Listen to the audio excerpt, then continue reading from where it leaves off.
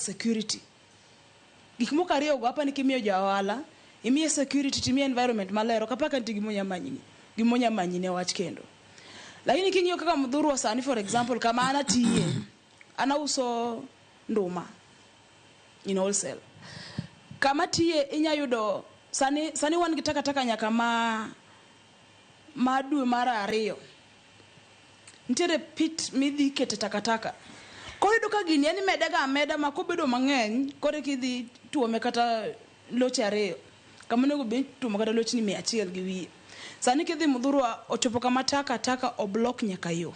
Ndara ma ji luwo. To maningeni already ose affect jok mago ohala. Nikech mano yo ma ji luwo, to gimang'eni ohala ji manyoga kama ntiere kama ji kale, nikech dhano go e pesa. Bali ka koro ka takataka se block yo, manyiso ji dhi divert, koro gidhi luwo yono. Once no gilu yono, that means jok mantie kanyo koro lalo. To serikal kaka ushuru kuomi to gidwa ng'eyo, serikal masani konyo to gikonyo kudwa wach ni girach kabisa. Nitie kuonde moko achiel. Kaka kanye. Lakini percentage maduong' richo ng'eny molo ber. Osha dier. Richo sebedo mang'eny malo ber. Kama dawach ni ginya konyo, wach ni koro kawuono serikal waonge police mowacho ni richo gi. Yes. Waonge kanjo mowacho ni richo gi. Benya bet Kenya benya dhi mbele. Ok nyalore. Koro bedo gi kanyo be nitie kaka konyo.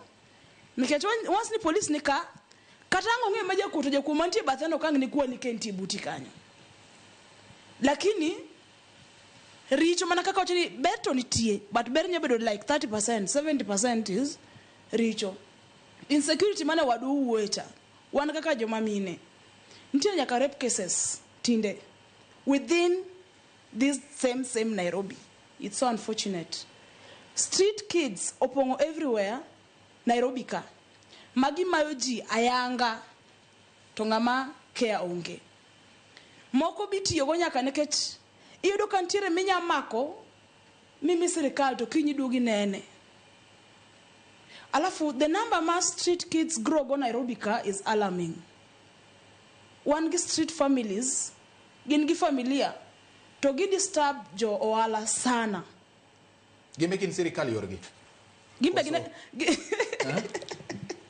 Kung'iyo gi kaka gitimo kaka gitimore chal ka gima gin gi force moro somewhere. Ntie kaka gibedo kako ritgi omigi arita, nikech gimomiyo do wach kama joala osego koko, especially CBD mudhurwa ji osego koko ne wach joala osego koko ne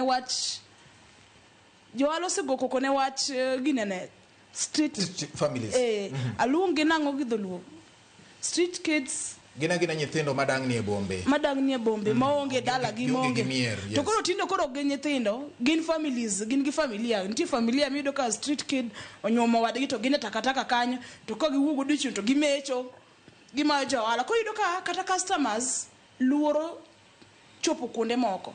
To ko once the customers oseluor moiso jawala ng'ama uso cha dongo lalo, lakini parnia serikal to noka ushuru kuomi gokinyi ko gwen to into ntinga milalo nekech koro okinya timo wandi.